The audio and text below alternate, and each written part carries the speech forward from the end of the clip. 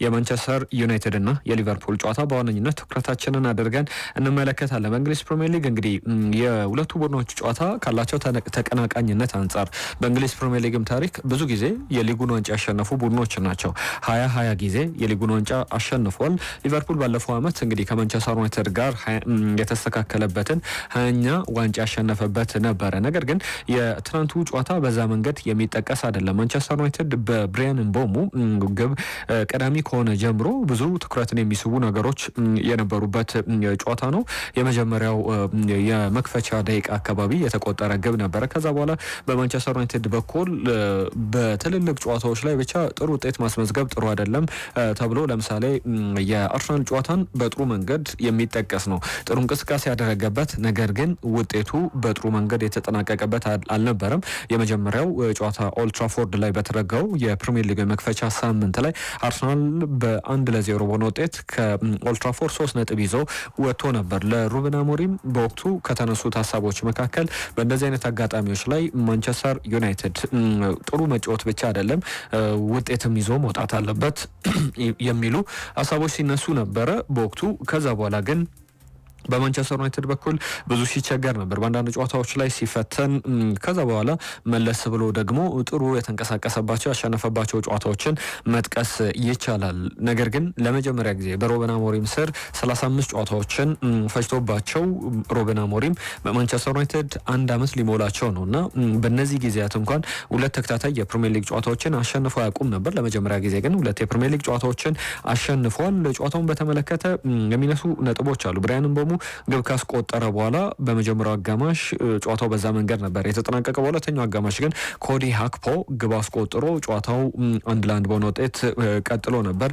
ነገር ግን ሃሪ ማጓየር በማንቸስተር ዩናይትድ በኩል እንግዲህ ለበርካታ ጊዜ ግብ ሲያስቆጥር ወሳኝነታቸው ትልቅ የሚባሉ በመጨረሻ ደቂቃ ላይ የሚመዘገቡ ግቦችን የሚያስቆጥር ተጫዋች ነው። አንፊልድ ላይ ግብ አስቆጥሮ ማንቸስተር ዩናይትድ 3 ነጥብ ከአንፊልድ ይዞ ወጥቷል። ጨዋታውን በተመለከተ ከሃሪ ማጓየር ግብ ጋር በተያያዘ ባለፈው ዓመት ለምሳሌ አንፊልድ የተደረገው ጨዋታ ሊሳንድሮ ማርቲኔዝ ግብ አስቆጥሮ ማንቸስተር ዩናይትድ ቀዳሚ የሆነበት ነበረ።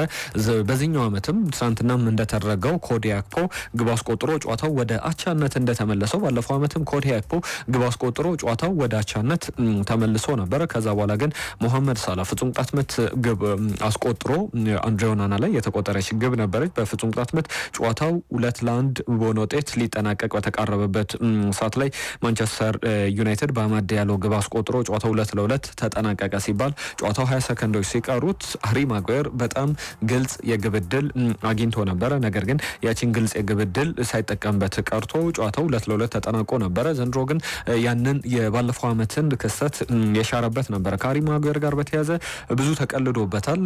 ብዙ የቀልዶች ማጣፈጫ መሳለቂያ ነበር በማንቸስተር ዩናይትድ ደጋፊዎች ጭምር። ላለፉት ዓመታት ያንን በደንብ ተፋልሞ አልፏል ማለት ይቻላል። አሁን በዩናይትድ ቤት ክብር ከሚሰጣቸው ተጫዋቾች መካከል በቀዳሚነት የሚጠቀስ ነው። ትናንትና ለማንቸስተር ዩናይትድ ወሳኙን ግብ እንደ አጥቂ ከፊት ተገኝቶ ብሩኖ ፈርናንዴዝ ያሻገረለትን ኳስ አስቆጥሯል። ከጨዋታው ጋር በተያያዘ ግን የማንቸስተር ዩናይትድ እና የሊቨርፑል የቡድን በባለፈው ዓመት ከነበረው እንቅስቃሴ አንጻር ዘንድሮም ከጀመሩበት መንገድ አንጻር ቅድሚያ ግምቶች ለሊቨርፑል የሚሰጡ ነበር። ነገር ግን ያንን አልተመለከተም። ከጨዋታው ጋር ሊነሱ ከሚችሉ ዋነኛ ነጥቦች መካከል ማንቸስተር ዩናይትድ ጥሩ 3 ነጥብ ይዞ ወጥቷል። ነገር ግን ያንን ሊያጣባቸው የሚችሉባቸው አጋጣሚዎች ነበሩ። ኮዲ ሃክፖ በተደጋጋሚ የግቡን አግዳሚና ቋሚዎች የመለሰበት አጋጣሚዎችን መጥቀስ ይቻላል። ሶን ሎመንስ በጣም ጥሩ ሲጫወት ተመልክተናል። የማንቸስተር ዩናይትዱ ግብ ጠባቂ ወደ 5 ያክል ኳሶችን አድኗል። ከዛ በተጨማሪም በብዙ መንገድ ሊገለጹ የሚችሉ እንቅስቃሴዎች ነበሩ ከዩናይትድ ጋር በተያዘ ለማንቸስተር ዩናይትድ የትናንትናው አጋጣሚ በብዙ መንገድ አትራፊ የነበረበት ነበረ ማለት ይቻላል። ነገር ግን ብሩኖ ፈርናንዴዝን አሰልጣኙ ማቆየታቸው በጨዋታው ላይ በጣም ደክሞት ብዙ ኳሶችን በተለይ ሊቀየር በነበረበት የመጨረሻ 5 ደቂቃና 6 ደቂቃዎች ላይ 5 ጊዜ ኳሶችን ሲነጠቅ ነበር። ያ ደግሞ ለማንቸስተር ዩናይትድ ስጋትን የፈጠረ ነበር።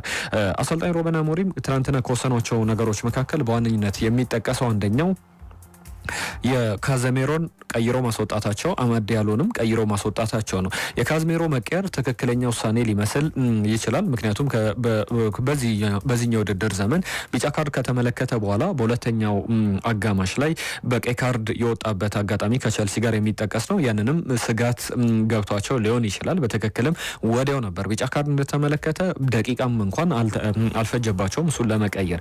ከዛ በኋላ ግን አማድ ዲያሎም በተመሳሳይ ተቀይሮ ወጥቷል። እሱም ቢጫ ካርድ ነበረበት። እሱም ተመሳሳይ ስጋት ሊሆን ይችላል። ነገር ግን አማድ ዲያሎ ከወጣ በኋላ የማንቸስተር ዩናይትድ ማጥቃት በፍጹም መቀዛቀስ ታይቶበታል።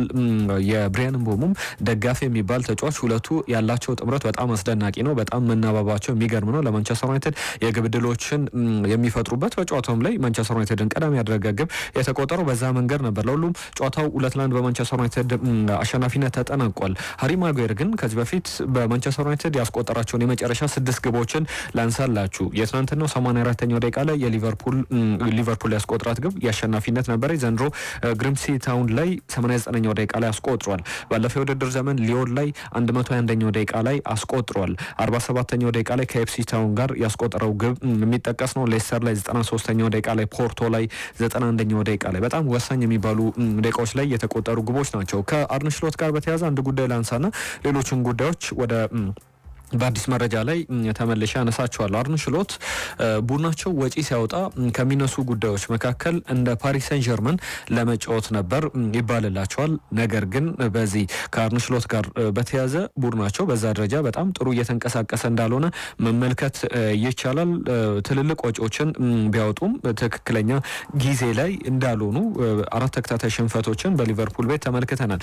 ከ72 ዓመታት በኋላ ደግሞ በኢንትራክት ፍራንክፈርት በቀጣይ ቻምፒየንስ ሊግ የሚሸነፍ ከሆነ ከ72 ዓመታት በኋላ ለመጀመሪያ ጊዜ 5 ተከታታይ ጨዋታዎችን ሊቨርፑል በሁሉም ውድድሮች ላይ ይሸነፋልና በጣም አሳሳቢ ይመስላል። ለሁሉም የትናንትና ጨዋታ በዚህ መንገድ የተጠናቀቀ ሆኗል። በስፔን ላሊጋ ሪያል ማድሪድ ያደረገው ጨዋታ ነበረ። ሄታፌን ገጥሞ ነበር። ብዙ አነጋጋሪ ክስተቶች የነበሩበት ጨዋታ ነበረ።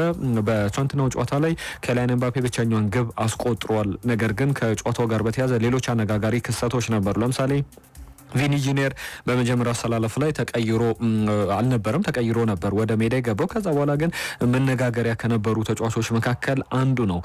በሄታፌ በኩል ኒዮም ተቀይሮ የገባው 76ኛው ደቂቃ ላይ ነበረ። 77ኛው ደቂቃ ላይ በቀይ ካርድ ወጣ ቪኒ ጁኒየር ላይ በሰራው ጥፋት። ከዛ በኋላ ኬሊያን ኤምባፔ 80ኛው ደቂቃ ላይ ለሪያል ማድሪድ የማሸነፊያ ግቧን አስቆጥሮ ጨዋታው በዛ መንገድ እየተጠናቀቀ ጨዋታ ሆኗል። ከቪኒ ጁኒየር ጋር በተያያዘ 2 የቀይ ካርዶች ሄታፌዎች ሲያዩ ሁለቱም እሱ ላይ በተሰሩ ጥፋቶች ነበሩ። ከዛ በኋላ አሰልጣኙም አንዳንድ የሄታፌ ተጫዋቾች ለምሳሌ ኢግሌሲያስ የተባለው የሄታፌ ተጫዋች ቪኒ ጁኒየርን ለዚህ ነው ሁሉም የሚጠላ ብሎ ሲነጋገረው፣ ለዚህ ነው ሁሉም ሰው ካንተ በተቃራኒ የሚሆነው ሲል ነበር። ቪኒ ጁኒየር ደግሞ ዝም በል ሲለው ነበረ። የሄታፌ አሰልጣኝ ቦርዳሌስም ካነሷቸው ጉዳዮች መካከል ከጨዋታው መጠናቀቅ በኋላ ጁድ ቤሊንጋም ቪኒ ጁኒየርን ዝም በል ብዙ አታውራ ሲለው ነበር። ጨዋታ ላይ ትኩረት አድርግ ብሎ ሲነግረው ነበር። ቪኒ ጁኒየር ግን ሌሎች ነገሮች ላይ ደጋፊዎችን ሊያበሳጭ የሚችሉ ነገሮችን ሲያደርግ ነበር ብለው አስተያየታቸውን ሰጥተዋል። ከዛ በተጨማሪም ወደ እኔ መጥቶ ጥሩ ቅያሬን ያደረከው ጥሩ ተጫዋች ነው ያስገባው ብሎ ተሳልቆብኛል፣ እኔንም ፕሮቮክ ለማድረግ ለማበሳጨት ሲሞክር ነበር የሚል አስተያየታቸውን ሰጥተዋል። ለሁሉም ግን ከኬሊያን ኤምባፔ ጋር በተያያዘ በ11 ተከታታይ ጨዋታዎች ላይ ግብ አስቆጥሯል። ሃርሊንግ ብራውት ሃላንድ በዚህኛው ውድድር ዘመን 11 ተከታታይ ጨዋታዎች ላይ ግብ አስቆጥሯል። ሃሪ ኬን ደግሞ 9 ተከታታይ ግቦች ላይ ጨዋታዎች ላይ ግብ ያስቆጠረ ተጫዋች ነው። ከኤምባፔ ጋር በተያያዘ 7ኛ የጨዋታ ኮከብ የተባለበት ጨዋታ ሆኗል። ለሁሉም